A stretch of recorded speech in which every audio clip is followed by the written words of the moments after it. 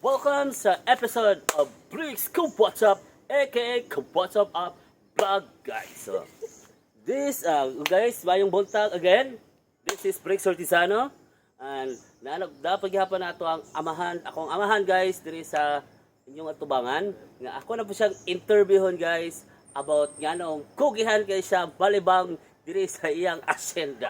Okay. Atong interviewon, guys, kung nganong diri gid sa siyang area nga masig pananom og vitamins. So, mayong buntag again ang akong amahan nga guwapo og kugihan. Nga wali nga Mr. Brad Billy i-explain ganong dito man jud ka sa imong imong kondominyo mo tanom og vitamins. That is a very surprise for others, but for me, that is a natural things which why I should apply normal bonus. And according to the agriculturist, which when I am small, the agriculturist tell to me, not only by applying an abono, you should fertilize the surround of your plant. No, you are planting.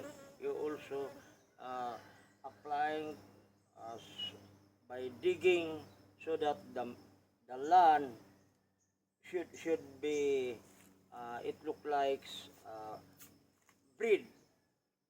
Inom pa kahumok, no.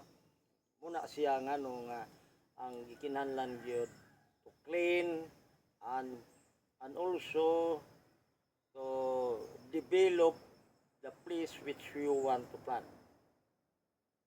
So, muna to yung explanation, guys, ganong dihagid siya permente sa iyang sa iyang area na mananom og mga vitamins. So, now you know, guys, nabala na ninyo kung unsay rason nga dihagid siya mag sit and relax. So mo na ang explanation, guys. So thank you for very much for keeping up watching, guys. And this is Bricks Ortizano, aka Kupwat Boy, and my father, Mr. Billy Ortizano Sr. And thank you for watching, and bye. It's now signing off.